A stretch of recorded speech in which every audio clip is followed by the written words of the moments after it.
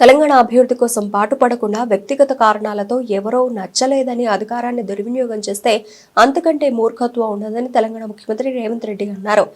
TG Genco ఆడిటోరియంలో వాక్కులమ్మ ప్రచురణ సంస్థ ద్వారా వెలువడిన హసిత బాష్పాలు పుస్తకాన్ని ఆవిష్కరించిన సందర్భంగా ఆయన మాట్లాడారు.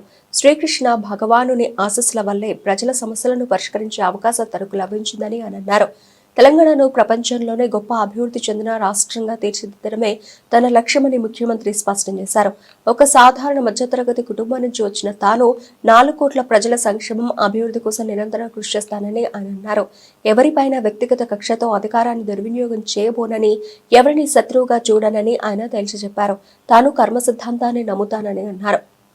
చాలా మంది నీకు అధికారం వచ్చింది కదా, నిన్ను ఇబ్బంది పెట్టిన వాళ్ళని ఏదైనా చేయడానికి నీకు అవకాశం ఉంది కదా అంటే నేను చెప్పిన, నేను ఎవరిని శత్రువులుగా చూడను.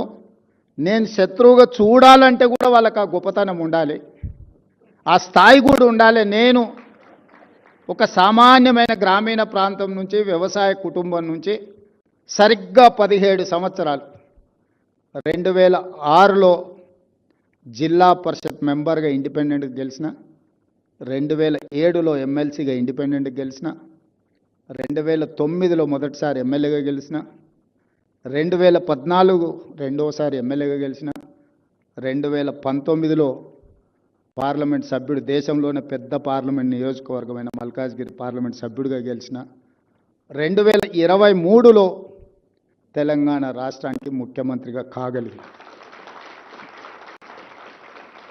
గ్రామీణ ప్రాంతం నుంచి, వ్యవసాయ కుటుంబం నుంచి, మధ్యతరగతి ఉమ్మడి కుటుంబంలో పెరిగిన నేను ఇంత గొప్ప అవకాశాన్ని 4 కోట్ల తెలంగాణ ప్రజలు ఇస్తే, ఈ అవకాశాన్ని 4 కోట్ల తెలంగాణ ప్రజల యొక్క సంక్షేమం కోసము, అభివృద్ధి కోసము, ఈ ప్రాంత అభ్యున్నతి కోసం ఉపయోగించకుండా, నాకెవరో నచ్చలేదనో, నాకెవరి మీద కోపం వచ్చిందనో నేను ఈ అధికారాన్ని ఒకవేళ వినియోగిస్తే నాకంటే మూర్ఖుడు ఇంకొకడు ఉండడు అని నేను భావిస్తున్నాను.